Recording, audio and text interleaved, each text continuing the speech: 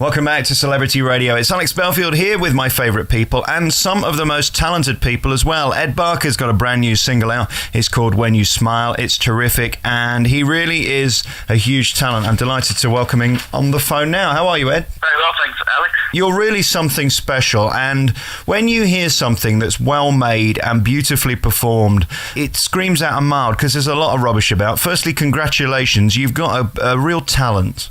Oh, that's very kind. I mean, it's something I've been working on for a long time. For the last, for 2013, the whole year, putting together that album. It wasn't something we hastily got together. It's been kind of ideas that I've been writing, ever since I started music, really.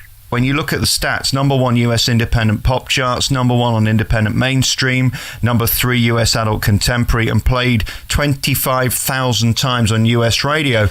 They're not stupid over there. I mean, you could argue, though, they've got more radio stations that are better programmed to get people like you on. I mean, it'd be very hard to get on a radio station in this country because everybody's playing the same 4 records. Yeah, I guess so. I don't know much about the kind of differences and the nuances between the two different, industries in terms of radio play and all that. And I, genuinely, you don't believe as an artist, as a composer, or certainly as a saxophonist, you don't really believe that you're producing you don't produce it with, kind of making a hit in mind or getting a certain amount of radio play in mind.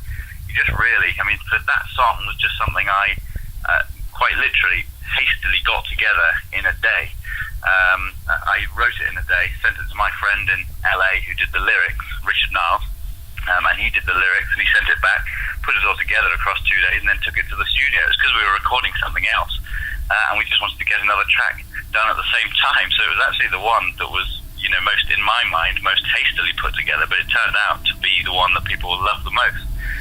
So it's a really intriguing process, really. Where does it come from then? That's the question I always ask. Is it some sort of supernatural force above, or do you just find that it comes into your fingers through the piano or through the sax or through what piece of paper you're writing on? Well, I think everyone has their own methods for writing music and for playing the saxophone solo, because that's obviously, I did two things. I wrote the music and then I did the saxophone part to it. And when it comes to the writing the music, the way I love to do it is, I try and work out whenever I hear a piece of music, if it really gets me, it really moves me, I try and work out, tangibly, what is it about that suddenly hit me and got me going. And so I actually sit down and write it out. So I've got a whole scrapbook of, notes, basically. Whenever I hear a track, I'm a nightmare to go to a restaurant with or to go to a bar with, because if there's music in the background that's, I suddenly hear something I like, I'll be, scribbling down the snare drum pattern, or I'll be scribbling out the bass line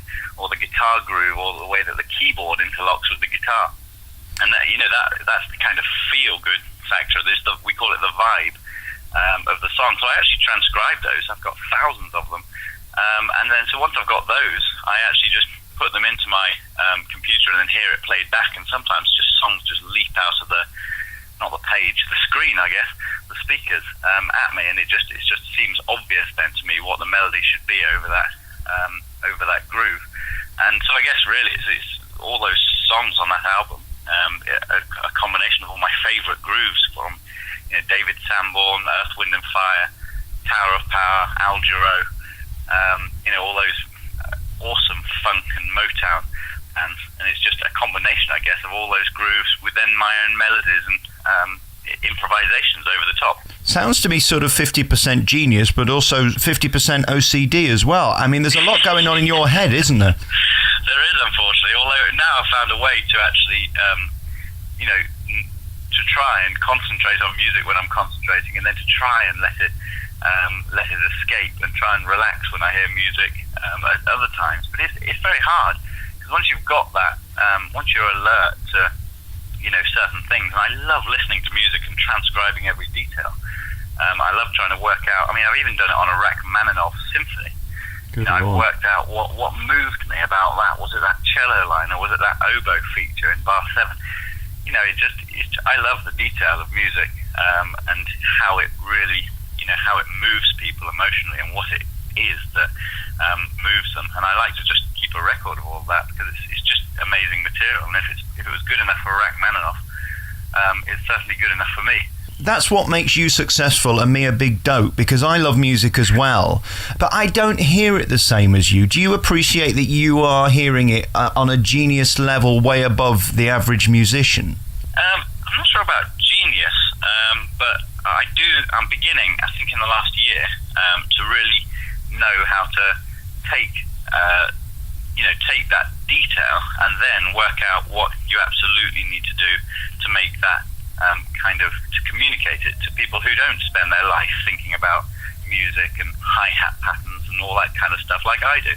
I think sometimes musicians can get to grips with the detail and then forget that actually in communicating that they need to almost make it appear quite easy and quite relaxed and simple a process.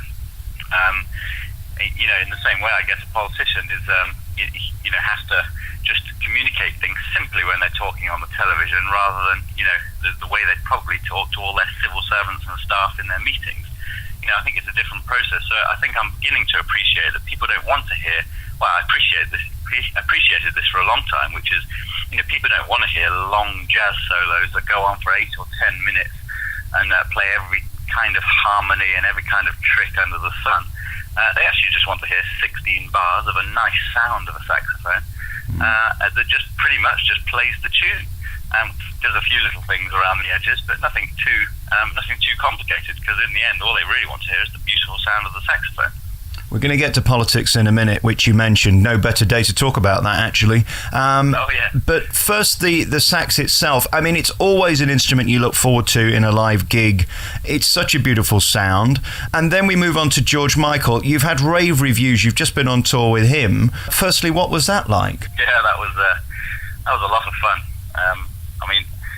I was the youngest saxophone player on that tour, and I was given the big feature tenor solo on his 90s hit Cowboys and Angels, which I've always loved that tune, and it's a very different style of playing to what I usually play. It's a kind of more traditional sounding saxophone solo, and it was just amazing. I mean, the kind of going to the venues like Wembley Stadium and all over the country, Royal Albert Hall, playing to thousands of people each night. It just took that kind of intensity, and it just raised the stakes a little bit on what I was doing at the time. And it was just great fun. He's just such a lovely guy, and really a true professional. Sometimes you just have no idea what an artist is like until you are in the room with them rehearsing, and he really is a dedicated and professional musician, and just a brilliant performer as well. It's a shame in a way that his private life's sort of become bigger than his music, because, he is, again, I've used that word already, genius, but, some of his writing, some of his performance is beyond comprehension how brilliant it is. It really is, and he knew every single note that was going on that stage, to such an extent that when I was playing the solo on one rehearsal, I might have just had a momentary lapse of concentration. But it wasn't really. I just decided at the end I was just going to play a note just slightly differently, just because it was rehearsal. I just fancied doing it. He spotted it. He didn't, it wasn't like it just goes on and he glosses over it and doesn't pay attention to the details. He absolutely knew that I played the penultimate note slightly longer than usual. He didn't have a problem with it. He just wanted a discussion about it, right. Just to see why I'd done that. And I think that, for me, that was just, that's the perfect artist at the top of his game, who can spot all those different musical details, and then when it comes to the actual performance in the evening, I guess the musical detail has been taken care of by him and by his team in rehearsals, and then it's about the audience and about the performance and the show, which is about a lot more than just the music. It's about the lyrics and what he says, and in between tracks, the programming and the lights and the way he dances and interacts with the crowd. So if you're extending that note, is that creative brilliance, or is that you taking liberties with his music? Well, it could be both. He didn't even say it was wrong. He just wanted a discussion about it. He just wanted to make me aware that he'd noticed it, and he wanted to just I guess alert me to the problems if I did it in terms of his next note, or he wanted to, he just wanted a discussion about it. In the end, I think we went for a halfway, because I guess like any good artist, he wants to learn from the musicians around him, just as we were learning so much from him. He wanted to relax me and free me up to play the solo and interpret it in the way I wanted to. But then he's also aware that that will be my natural instinct, and his instinct should be to actually give the same solo as close to the record as possible to the crowd, because they all know the track and they know the original solo, and they want to hear it imitated to the note. So he has to be very alert on their behalf, and he knows that musicians always want to play around and be a bit more inventive. Well, I certainly do anyway.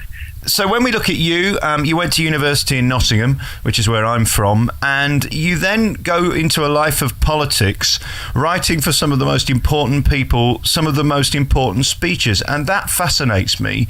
How did you get interested in that? Because it's such a fascinating job, isn't it, that you're putting the words into the most powerful people's mouths in Britain? Yeah, I think the reason I got into it was because when I was at university doing studying law, you spend a lot of time reading the judgments of the law lords, which is now called the Supreme Court, of course. And you read these judgments, and you realise that they're always constrained. They always have to interpret the laws as set down in Parliament. And sometimes, a lot of law is actually made by judges interpreting the law that's set by Parliament.